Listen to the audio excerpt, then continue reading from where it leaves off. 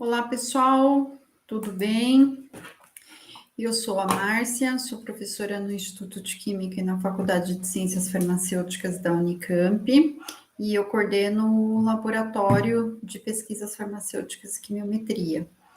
Eu gostaria de agradecer às professoras Bianca e Valquíria pelo convite para estar participando aqui com vocês nesse momento, e dizer que elas me deram uma tarefa bem difícil, que é falar sobre Analytical Quality by Design, é um assunto que eu gosto bastante, tenho trabalhado bastante, em apenas 20 minutos.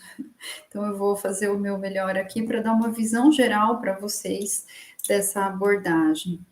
Então, o que é Analytical Quality by Design, né? Para a gente começar.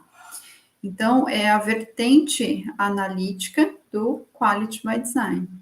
O Quality by Design, que vocês possivelmente já tiveram contato, QBD, é uma estratégia racional para desenvolvimento de produtos e processos na área farmacêutica. Então, logo, os farmacêuticos químicos perceberam que a estratégia seria prontamente aplicável para o desenvolvimento analítico com o mesmo objetivo, ou seja, construir a qualidade do método durante o seu desenvolvimento para evitar problemas de robustez ou de falha de qualidade no final. Então, a gente tem um fluxograma que segue basicamente os mesmos elementos da estratégia de Quality by Design, com algumas siglas diferentes. Então, inicialmente, a gente tem aqui que construir o Analytical Target Profile, que é o equivalente ao Quality Target Product Profile, QTPP, na estratégia de Quality by Design, que é um sumário prospectivo do que se deseja ter em termos de características de desempenho, que se deseja alcançar, né, em termos de características de desempenho do método analítico nesse caso. E então eu posso pensar, né, no meu método, agora de uma maneira análoga ao produto ou ao processo, como sendo um sistema influenciável por variáveis de entrada, né? Então, são os inputs, e do outro lado eu tenho os atributos de qualidade, as variáveis que vão me descrever a performance desse método. Algumas delas são críticas e elas recebem o nome de Critical Quality Attributes. Então, identificação dessas variáveis críticas de performance, identificar os CQAs. Daí eu preciso elencar, dentre essas variáveis experimentais de entrada, quais são as mais importantes para o meu método. Então, fazer uma análise de risco para identificar o que chamamos de CPP, Critical Procedure Parameters, que são os inputs. E aí entra na minha janelinha favorita, né, no quadradinho favorito, que é conduzir planejamento de experimentos. Então, design of experiments planejamento de experimentos e realizar o tratamento estatístico dos resultados. Então, é aqui que a gente vai focar um pouquinho hoje, pelo menos para eu falar para vocês sobre as vantagens e por que o DOA está inserido nessa estratégia de Analytical Quality by Design. E aí, os resultados do planejamento, eles permitem definir uma região robusta de trabalho, que também recebe o nome de Design Space, da mesma maneira que o Quality by Design, mas aqui ele também é chamado de Method Operable Design Region, MODR. Então, existem essas duas denominações na literatura. E, por fim, uso e controle do método na rotina. Então, eu vou levar a minha discussão aqui voltado para a cromatografia líquida, né, LC, Liquid Chromatography. Por quê? Porque é uma técnica amplamente empregada na indústria farmacêutica. Eu costumo brincar que por onde você vai, né, no P&D, não sei o quê, você vê cromatógrafos empilhados, cromatógrafos para todos os lados. Porque é uma técnica que pode ser empregada para análise de teor, de impurezas, produtos de degradação, de solução, né, matéria-prima e produto acabado. Enfim, uma técnica muito importante na indústria farmacêutica. E a gente tem, né, uma série de variáveis de entrada, eu listei aqui algumas que influenciam esse método, que devem ser estudadas no desenvolvimento, e uma série de variáveis de saída que dizem sobre a qualidade do método. Então, alguns exemplos, né, de CPPs, Critical Procedure Parameters, podem ser, né, dependendo da especificidade do método. O tipo de modificador de fase móvel que você usa, né, se você usa metanol, acetonitrila, THF, tem características completamente diferentes. A coluna cromatográfica, em termos de fase estacionária, ou seja, o componente químico que está dentro da coluna, e também as dimensões dessa coluna. pH, importante para compostos ionizáveis. Tampão, qual tampão, qual sal que você vai utilizar, qual que é a concentração. Pareador iônico, vou usar, não vou usar. Parâmetros do gradiente, tempo, inclinação do gradiente, temperatura da coluna, né? Pode ser muito importante aí para separação. Vazão da fase móvel, coloquei 3 pontinhos aqui. E por outro lado, a gente tem os parâmetros, os atributos críticos de qualidade, coloquei alguns aqui, né? Retenção. Então, os compostos têm que ter uma retenção adequada na coluna. Essa retenção não pode ser muito baixa, não pode ser muito alta. Resolução, eles têm que estar resolvidos para poder fazer a quantificação. Eles têm que ter uma determinada simetria de pico, medida por alguns parâmetros, né, para eu conseguir fazer a integração. Eficiência, medida pelo número de pratos. Então, como que eu posso estudar essas variáveis de saída em função dessas variáveis de entrada? O método tradicional é conhecido por OFAT, One Factor at a Time, que é fixar uma variável, fixar todas as variáveis e, exceto uma, estudar uma por vez.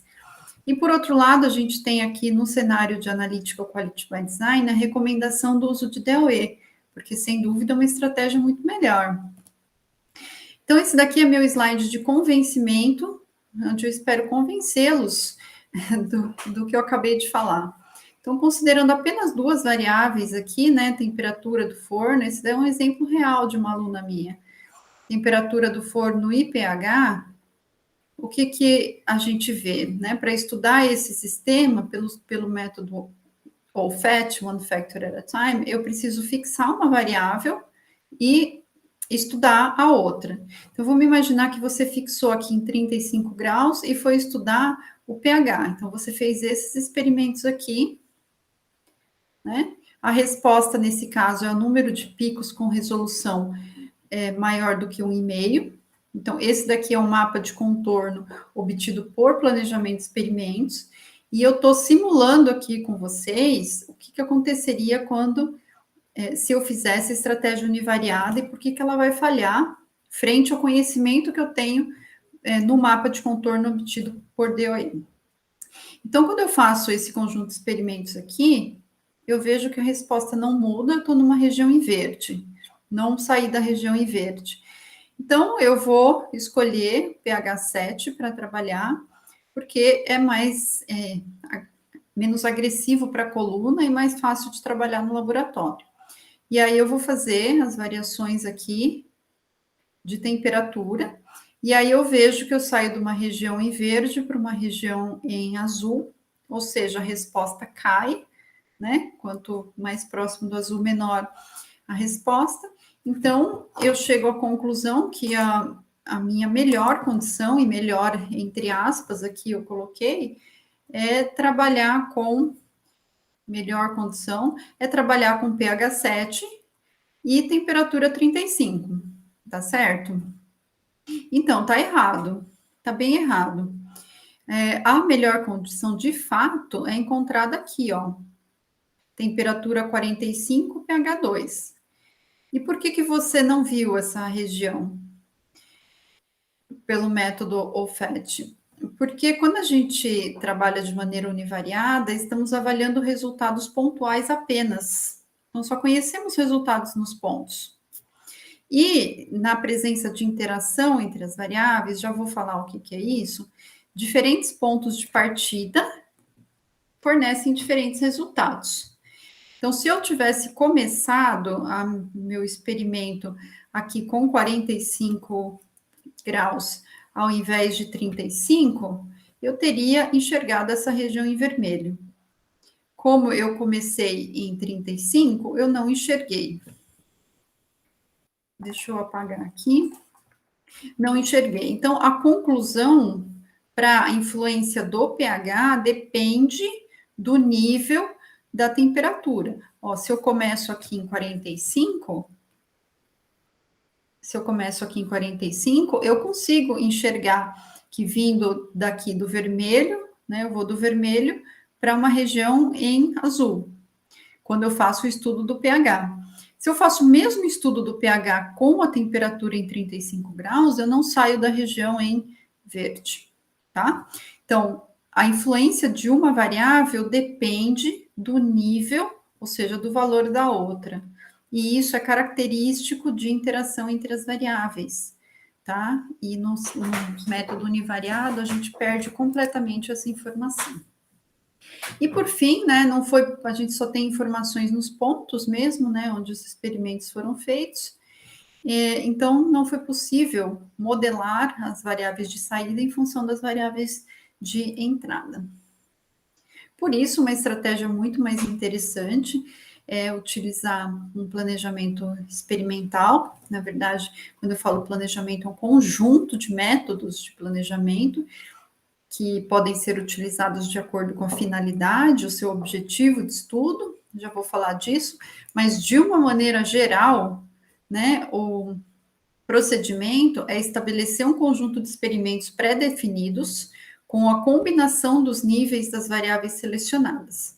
Então, eu coloquei aqui uma representação genérica, né, de 3 níveis para cada variável. Então, o pH, eu tenho aqui, ó, trabalhando em 3 níveis, a temperatura também em 3 níveis, né? Posso trabalhar em 2 níveis, dependendo do método de planejamento. E esse conjunto pré-definido de experimentos, ele vai permitir estabelecer, né, os resultados vão permitir estabelecer um modelo para relacionar a variável de saída com as variáveis de entrada estudadas. Nesse exemplo, seria o número de picos, com resolução maior que 1,5, e x1, x2, pH e temperatura. Ou seja, relacionar inputs com outputs.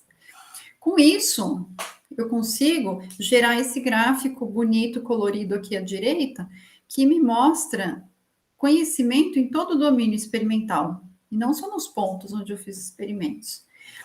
E com isso eu consigo prever condições aqui dentro que os experimentos não foram feitos, né?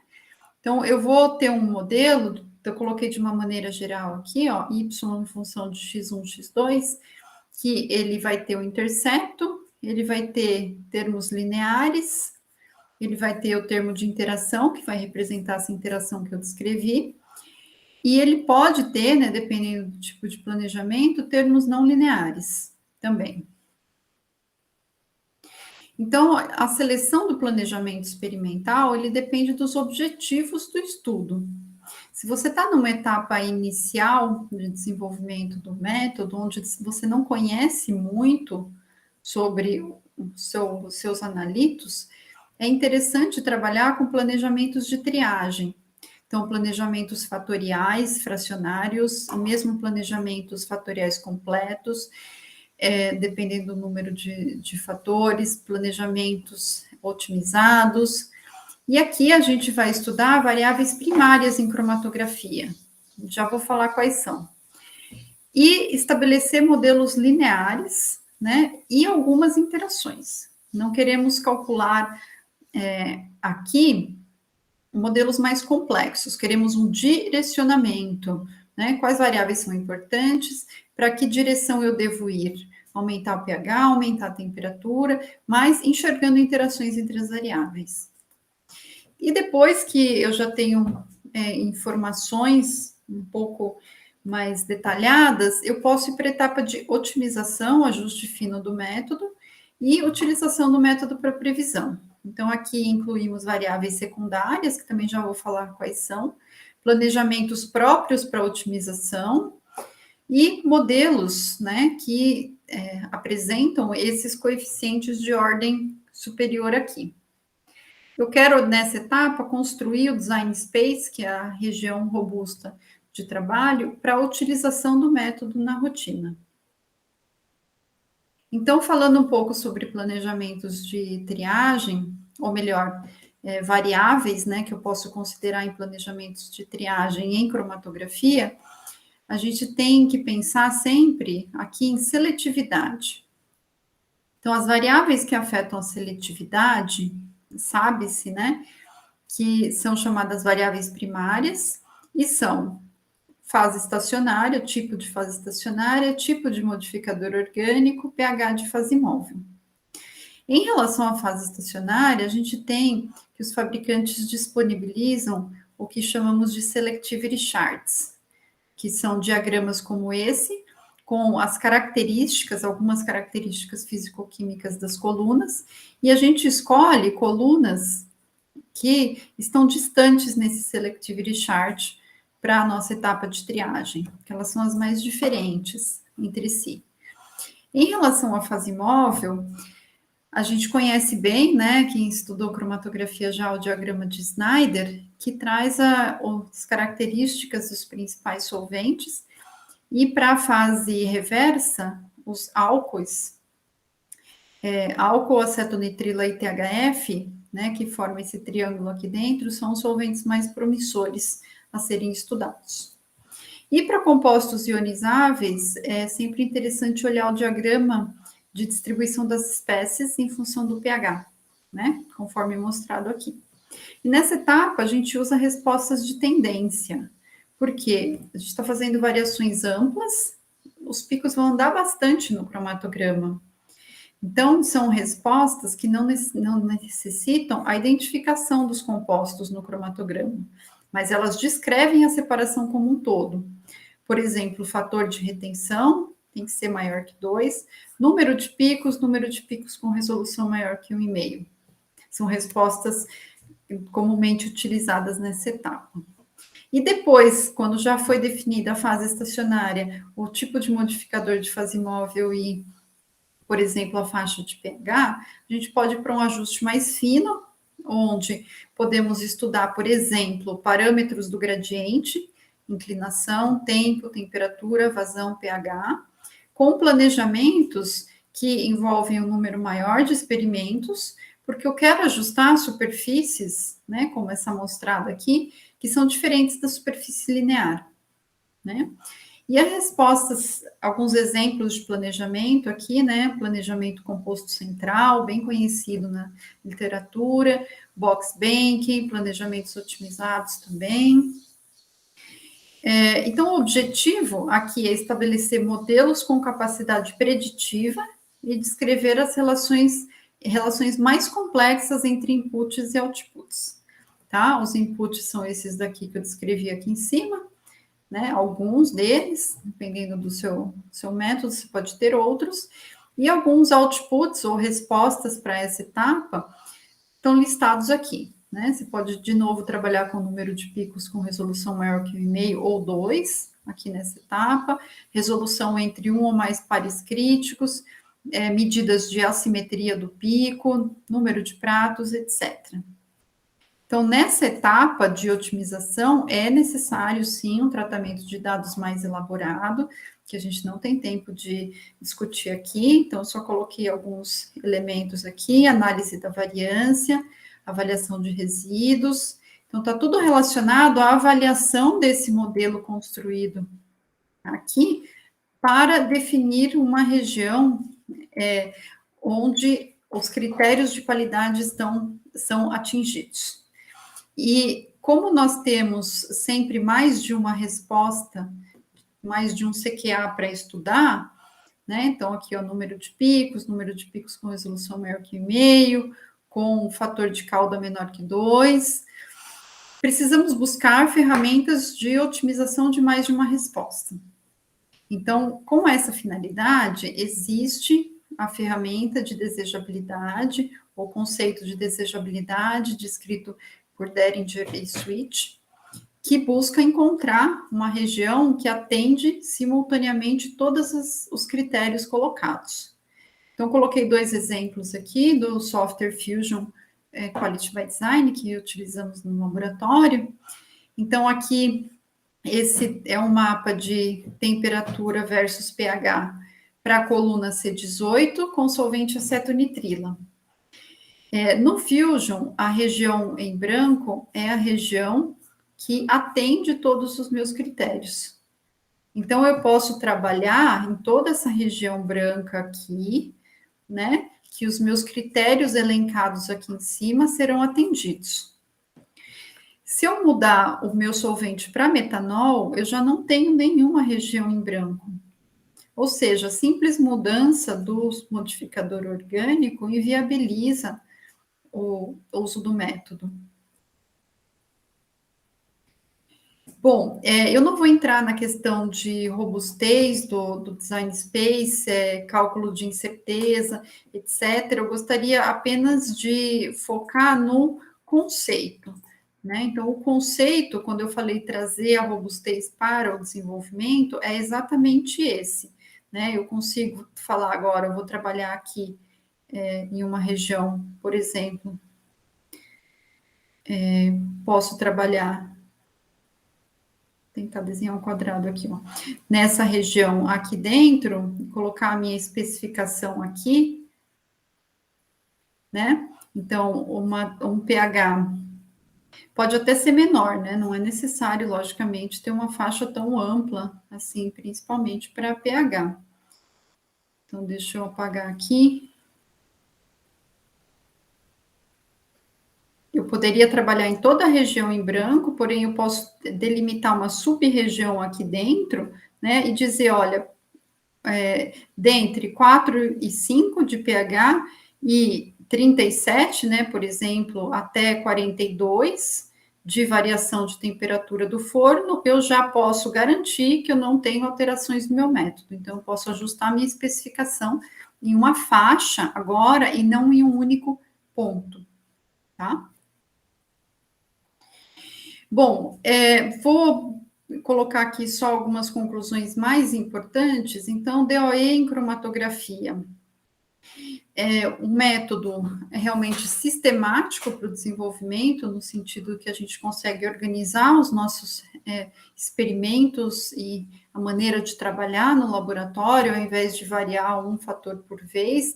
Muitas vezes a gente acaba se perdendo ali no que já fez e no resultado. A gente consegue identificar interações entre as variáveis, isso é realmente uma vantagem da utilização do método multivariado, e o método univariado não consegue trazer essa informação, e compreender relações de causa e efeitos. E isso é feito justamente pela modelagem dos parâmetros cromatográficos de entrada, em função das variáveis de saída. Tá? Então, aquela relação que eu coloquei lá no início, né? Inputs versus outputs. Eu vou estabelecer essa relação por meio de modelos que vão me dizer a relação de causa e efeito. Então, eu tenho um conhecimento muito grande do meu método, eu consigo estabelecer as condições de melhor performance, eu consigo entender os limites de falha do meu método, né? Como eu mostrei nesse slide anterior. Eu sei quais são os limites, então as regiões coloridas aqui, ó, o meu método falha em um ou mais critérios que eu defini anteriormente. Então, eu conheço os limites de falha. Com isso, como eu disse, né, a gente inclui a robustez no desenvolvimento analítico, o que está totalmente de acordo com as prerrogativas de Quality by Design, né, que é introduzir o conhecimento, a qualidade, a robustez durante o desenvolvimento, para evitar surpresas de falta de qualidade depois, problemas de qualidade depois. Para mim, alguns indicativos de que essa ferramenta veio para ficar e que vai ser aí o futuro desenvolvimento analítico são que os softwares comerciais, existem softwares comerciais integrados aos cromatógrafos hoje em dia, né? Então, eles se comunicam, eles realizam planejamento de experimentos, eles mandam os experimentos para o software que controla o equipamento, depois a gente manda de volta os dados, trata os dados e estabelece a melhor condição de trabalho. Um exemplo aqui é o Fusion Quality by Design, né? Que, como eu disse, a gente tem trabalhado com ele. E outro indicativo aqui bastante positivo é que muitas mudanças estão vindo, né? No cenário regulatório, no cenário de guias de desenvolvimento. Então, a USP, que é a Farmacopeia Americana, acabou de lançar, aqui novinho, o capítulo geral 1220, que fala do ciclo de vida do método, e lá traz, né, elementos de Quality by Design. Então, é realmente um marco muito importante.